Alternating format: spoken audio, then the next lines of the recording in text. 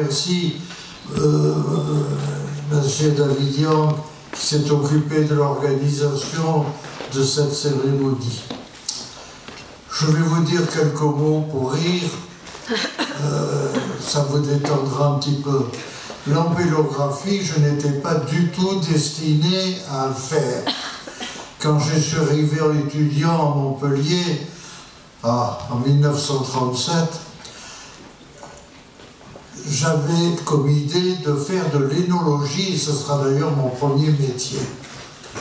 Quand je suis arrivé dans le bureau du directeur qui recevait les étudiants, il a commencé par m'apostropher en me disant « Monsieur, quand on est reçu à Paris, on ne vient pas en province. » J'ai dit « Oui, mais j'avais été reçu à Grignon. » J'ai dit « Non, mais moi, je veux venir pour m'occuper de vin. » Ah, bon, alors, ça a été ma première. Deuxièmement, pour vous faire rire, l'ampélographie, c'est la seule mauvaise note que j'ai eue à l'école. J'en ai distribué peut-être à d'autres qui sont présents, je ne m'en souviens pas. Le chef de travaux de l'époque, qui s'appelait Bernon, qui était viticulteur à Montpellier, il avait un vignoble d'Aramon à la Pompignane. C'était pas un bon enseignant. J'ai encore gardé mon carnet de travaux pratiques de l'époque, c'était affreux, parce qu'on ne pouvait rien faire.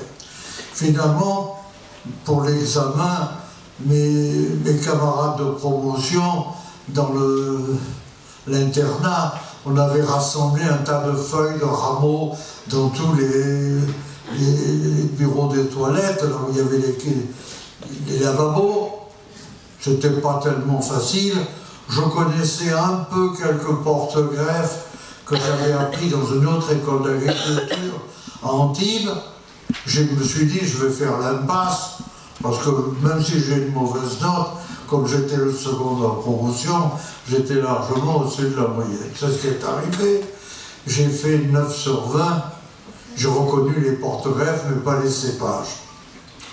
Donc j'ai quitté l'école sans regret pour la viticulture, ne pensant pas un jour y revenir.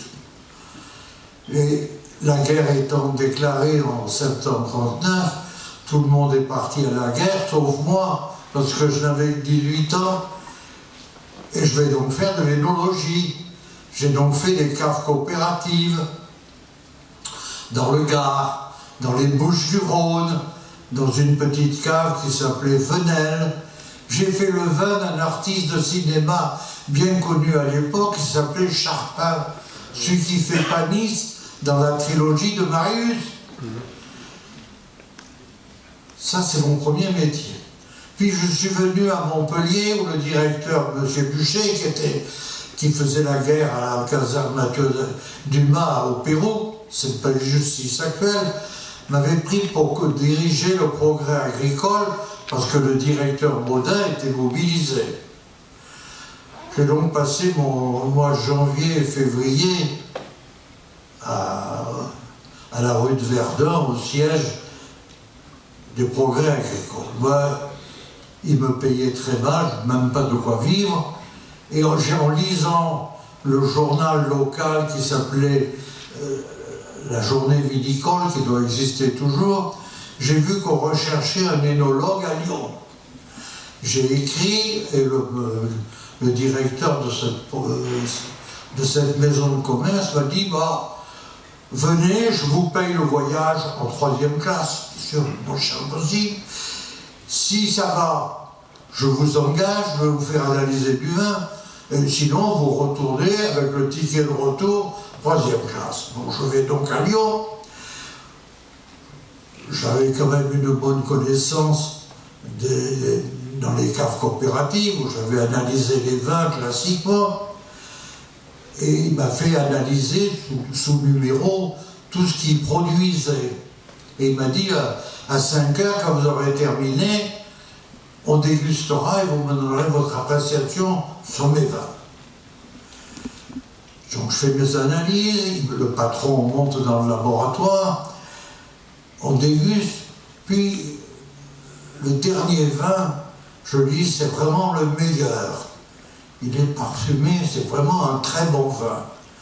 Il a éclaté de rire, il a dit c'est le mien, c'est ma propriété, je suis propriétaire à Châteauneuf-du-Pape, du château des Fines Roches, et moi je cultive de la syrah. La syrah était très très peu cultivée en France après la vallée du Rhône. Et donc j'ai été engagé. Donc c'est mon métier d'énologue. Mon métier d'énologue va se... Avec l'armistice, j'ai dû quitter ma place de Lyon puisque le titulaire revenait de la guerre. C'était un ancien élève de l'école de Montpellier. Et je suis retourné faire mes vendanges dans les caves coopératives de l'année précédente. Les hommes n'étaient pas là. L'année d'avant, ils étaient mobilisés. Et là, ils étaient prisonniers. Je vais donc faire encore de l'énologie et j'ai vinifié en particulier, puisque l'amphithéâtre s'appelle Philippe Lamour. C'est là que j'ai connu Philippe Lamour. J'ai analysé le vin de la propriété de sa femme qui était à Saint-Gilles. Et c'est de là que je connais depuis 1941 M. Philippe Lamour, avec lequel j'étais l'expert de la compagnie pendant la construction du barreau. Je vais donc rentrer à la station œnologique de Nîmes, qui était dirigée par le Montpellierin, André Castel, et je vais faire là les vendanges de presque toutes les cartes coopératives du Gard. J'avais plus de 2 millions d'hectolitres de vin à analyser, à courir. J'avais une petite moto au terreau que m'avait acheté d'occasion de Castel. Je transportais mes bouteilles, j'allais dans le nord, Pissart, je redescendais après l'après-midi en Costière, je poussais jusqu'à Saint-Gilles. Un travail absolument de fou, mais enfin, j'ai réussi, j'ai fait donc. Puis, les circonstances familiales ont fait que je suis rentré à Paris, où j'étais très malade. Le docteur qui m'a examiné a dit à ma mère, celui-là, il va mourir de misère physiologique. Évidemment, j'étais pas bien. Et je vais, après remis d'aplomb, je suis inscrit à la Sorbonne, j'ai fait la chimie. L'année suivante, je vais faire physique générale. J'ai eu comme professeur de physique Rocard, le père du ministre. Et puis là-dessus, il est arrivé la fameuse loi sur le travail obligatoire de mars 43, expédiant les 3 classes 41, 42, 43 en Allemagne. Moi, j'ai pris la direction de Montpellier. J'allais voir le directeur, Bûcher. L'école était fermée puisque les élèves étaient partis en Allemagne. Et j'ai dit, Bûcher, moi, j'y vais pas. Alors, il m'a dit, bon, on va essayer de te caser. Il y avait une dérogation dans l'arrêté de la loi qu'on pouvait travailler soit comme mineur de fond, ça ne m'intéressait pas, ou bien travailler dans une usine d'armement. Comme j'étais chimiste, j'ai donc été envoyé dans la poudrerie nationale du Ripaud, qui est dans la région de Tours. Bon, là, je n'ai pas été très bien accueilli parce que c'était tous des polytechniciens et il y avait tous les étudiants de Polytechnique qui étaient casés pour ne pas partir en Allemagne. Moi, n'étant qu'un modeste ingénieur agricole, j'ai tout de suite été surnommé le vacher. Vraiment le bas de l'échelle. Tellement qu'on ne jouait même pas aux cartes avec le vacher. Et quand on a passé un examen au bout d'un mois, on a passé dans tous les travaux, bien sûr, je suis un excellent terroriste, je sais fabriquer les explosifs. Je m'en suis pas servi, mais enfin, ça passe toujours, on ne sait jamais. Et le jour de l'examen, l'ingénieur en chef, directeur de la poudrerie, polytechnicien, général, on a eu une copie à dire quel était le poste qu'on voulait occuper. Or, il y avait un poste qui était très simple. Chaque semaine, on expédiait la poudre qui était fabriquée pour Berlin. Et donc, je prends la plume en disant, puisque je suis le vacher, je ne peux prendre que le poste le plus modeste, le déchargement des wagons. Compter les wagons qui partent, ça paraissait simple. Ça a fait rire l'assistance quand le colonel polytechnicien, le sous-directeur, a donné les résultats en disant il y a un volontaire pour le poste le plus modeste, Pierre Gallet. Tout le monde crie Vacher, le Vacher, c'est bien. À la sortie, il y a un autre colonel que je ne connaissais pas qui m'appelle, qui commence par me réprimander en disant monsieur, vous êtes un impertinent, le général, c'était l'ingénieur en chef de l'industrie de l'armement, c'était vraiment le haut fonctionnaire. Vous vous rendez compte, vous traitez ça comme ça, la copie en 3 lignes. Il dit pourquoi vous êtes le Vacher? Je dis parce que je suis ingénieur agricole. Ah, il me dit vous savez pas, moi je dirige l'exploitation de la poudrerie et je n'y connais rien parce que je sors de Centrale. Il m'a dit si vous voulez je vous prends comme adjoint. Du coup je me suis jamais occupé du déchargement des wagons, mais je suis devenu le fermier. Et à ce moment-là je suis devenu un personnage important car je détenais le lait, le beurre, la viande, le tabac aussi parce que le fermier il cultivait le tabac et donc j'avais des feuilles de tabac, je fumais, je recevais les gens, le cigare au bec, mon verre de lait sur la table. J'étais devenu, alors mes polytechniciens, ils sont tous venus pleurnicher, ah, donnez-moi un peu de lait, etc. Là-dessus, il y a eu une explosion, donc les Allemands ont envoyé tout le personnel, il y avait à peu près 1500 personnes, tout ça est parti direction Berlin. Pierre Gallet, il a repris la direction en 3e classe pour Montpellier. Bien entendu, quelques jours après, j'ai reçu un télégramme de la commandature allemande m'enjoignant de rejoindre Berlin et le directeur m'avait caché dans l'infirmerie en me disant s'il y a la Gestapo ou la milice qui vient, il y a peu de chances qu'il vienne dans l'infirmerie, tu ne bouges pas. Donc j'ai passé comme ça la fin de l'occupation. Et pendant que j'étais à la Sorbonne, un jour, en rentrant de métro, j'ai donc partant du métro Odéon, je change à Sèvres-Babylone. La station suivante, c'est rue du Bac, pour ceux qui connaissent Paris, c'est celle du ministère de l'Agriculture. Et dans le wagon, il monte le professeur Branas, que je n'avais pas revu, évidemment, depuis ma sortie, et auquel je ne tenais pas spécialement. Il me dit, Gallet, ça tombe bien, j'ai une position à vous offrir, j'ai un poste de contrôleur de la protection des végétaux. Ah bon? Il me dit, venez, on va aller boire un verre sur les boulevards, Richelieu-Drouot. Et là, il me dit, voilà, je vais, pour la lutte contre le cournouet, je vais rassembler, on va contrôler les pépinières, si ça vous intéresse, je pourrais vous prendre. J'ai dit oui, mais il y a les Allemands qui me recherchent pour le moment. Il m'a dit, écoutez, on va toujours vous faire nommer, puis vous verrez bien si vous pouvez y arriver.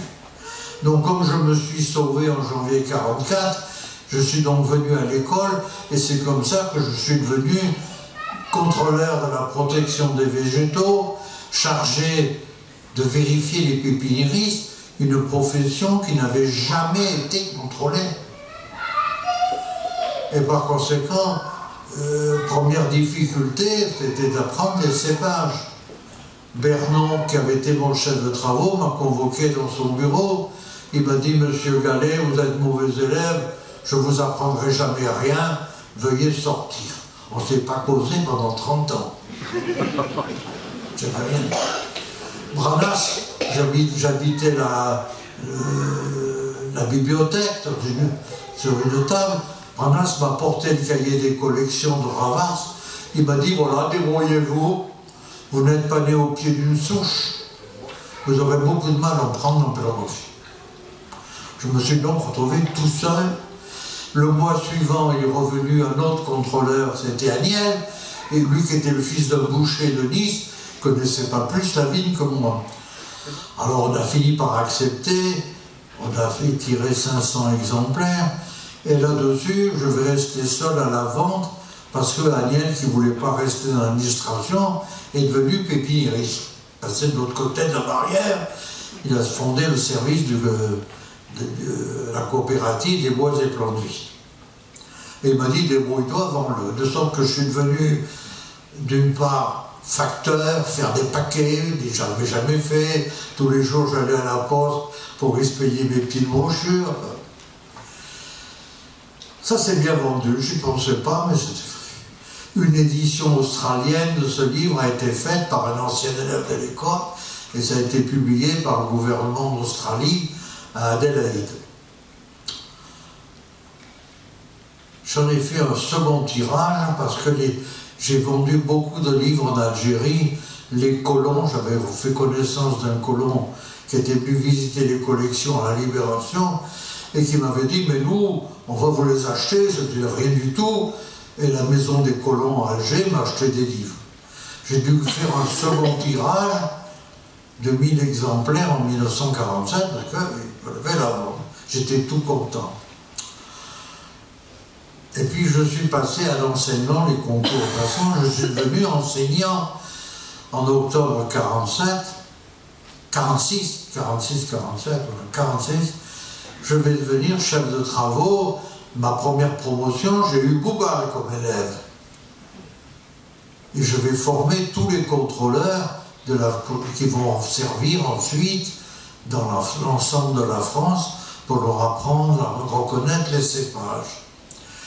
Et 2 ou 3 ans après, les élèves sont venus me trouver en disant « on aimerait bien avoir un livre, je n'en avais plus, mais qui ait aussi les descriptions des hybrides, qui étaient très importants à l'époque. » Une vigne sur 3 en France, 400 000 hectares étaient cultivés en hybride, et les cépages de cuve et les raisins de table. Je suis donc allé voir Branas en disant, ben voilà, les élèves voudraient que je fasse un petit livre d'empélographie. Branas se fâche, m'a dit, mais le professeur, le patron, c'est moi, c'est pas vous. J'accepte que vous fassiez la description des cépages, mais je vous interdis de mettre les aptitudes. Je lui ai dit, mais enfin les aptitudes, il y a l'empélographie de Viala en 5 volumes, tout a été déjà décrit. Je peux reprendre que les... Ah, il m'a dit, non, non, c'est moi le patron.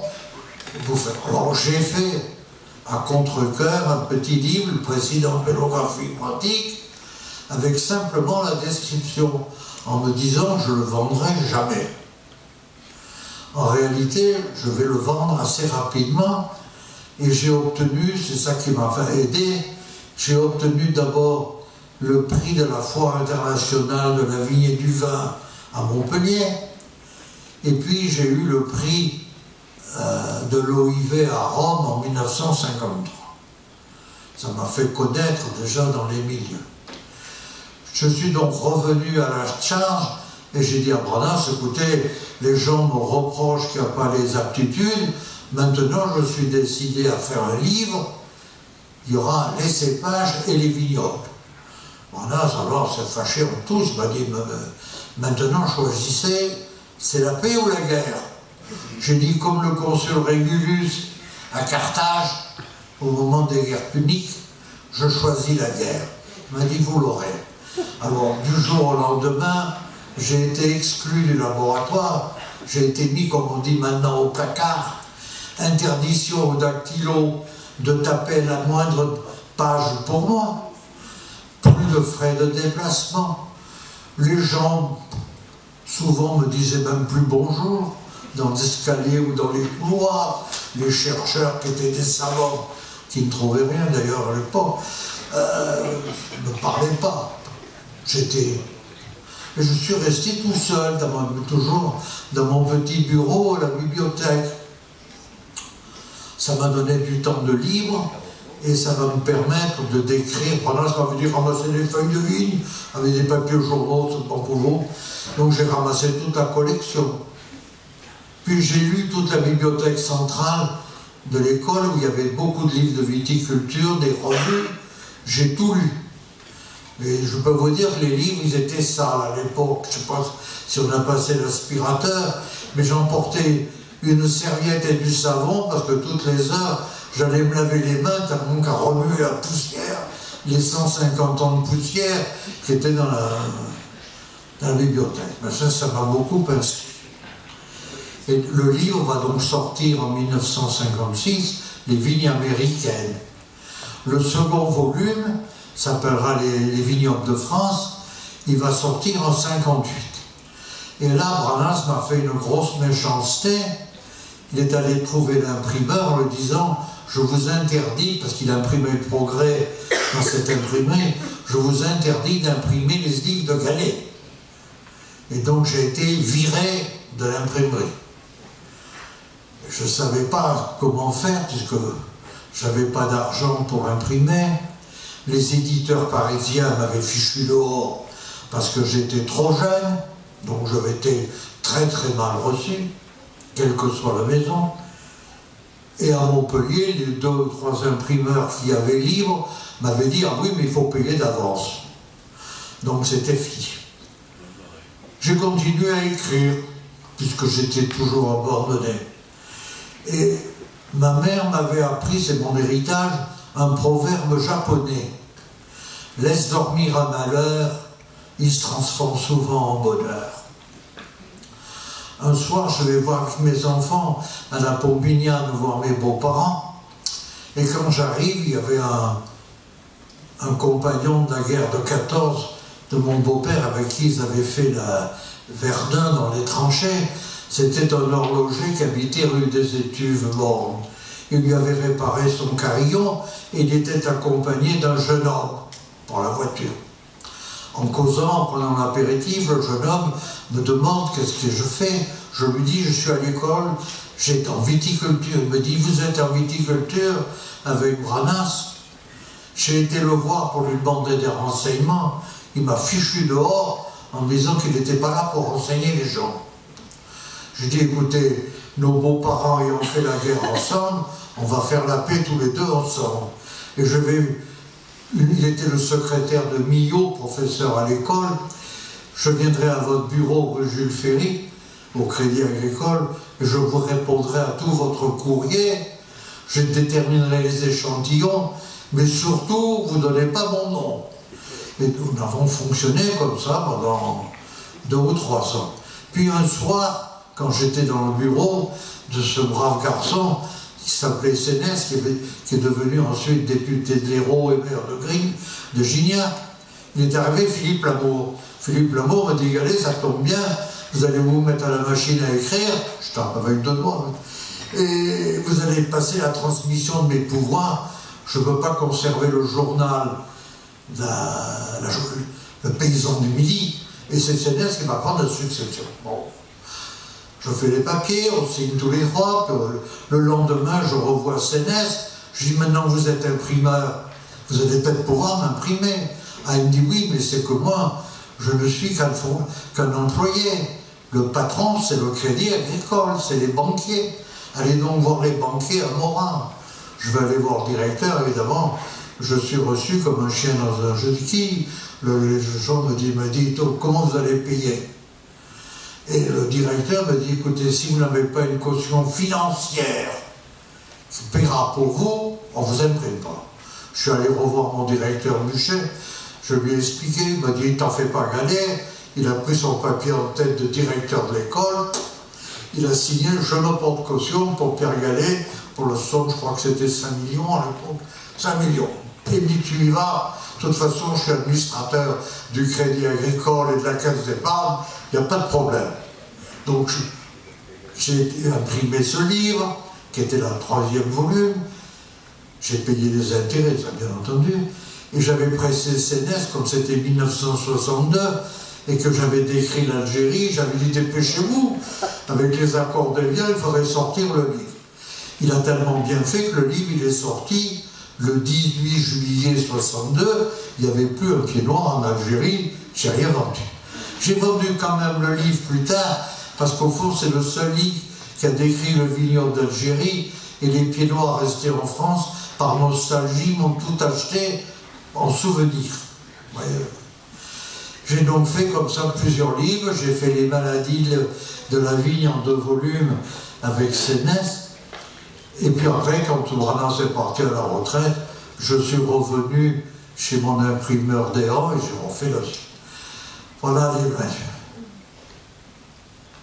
Je vous remercie de votre présence à tous. Je suis bavard.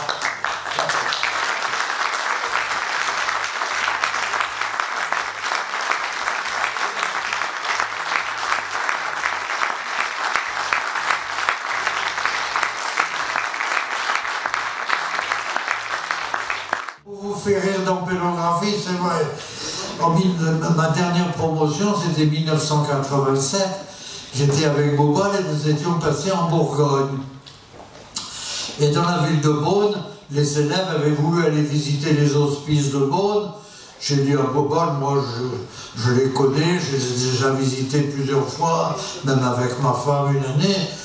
Je vais aller faire un tour parce que comme j'étais vendeur de livres, je vais aller voir les libraires de Beaune et je vais me promener. Une fois que j'ai vu mes libraires, en attendant qu'ils reviennent se retrouver à l'autocar, je ne sais pas pourquoi, en regardant les bouteilles de vin de Bourgogne, il m'est venu en tête la chanson de Jacques Brel, « Ne me quitte pas, ne me quitte pas ». Je ne sais pas si vous connaissez. C'est quand il a quitté sa maîtresse, la fille du chansonnier Gabriello, Suzanne Auriello, que j'ai connu Gabriello. Comme il habitait rue Le Pic et moi rue des Aves, avec ma mère, je connaissais M. Gabriello. Et là-dessus, j'ai fait une chanson en 1 heure en me promenant dans les rues de Beaune, et je l'ai chantée le soir. Je la cherche. Oh non, mais je la sais. Non, mais je ne vais pas vous la chanter, mais je vais vous dire au moins les paroles. Essaye de la chanter. Oh, si. Oh non, je ne suis pas chanteur. Alors, je ne sais toujours pas distinguer un Rupestris d'un Riparia, ni un 41B d'un 420A. Ne me quitte pas, j'ai encore besoin de toi. J'aurais bien voulu, pour te satisfaire, te faire étalage de mon savoir-faire. Hélas, pour moi, le Cabernet Sauvignon, c'est tout juste un nom, et l'Isabelle, un prénom. Ne me quitte pas, ne me quitte pas. Je me sens tout perdu devant ces feuilles velues, devant les mesures des angles des nervures et des découpures des feuilles. Je regretterai tout le temps passé dans les collections pour apprendre et faire devant toi bonne impression. Ne me quitte pas, ne me quitte pas.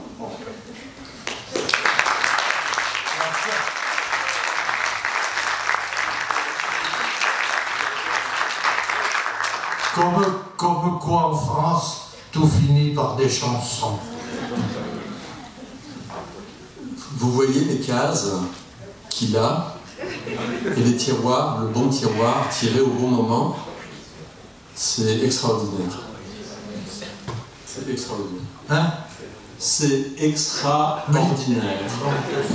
Merci beaucoup de m'avoir sorti et je suis très heureux de vous avoir tous revus. Ah, ça vient un peu changer, mais moi aussi.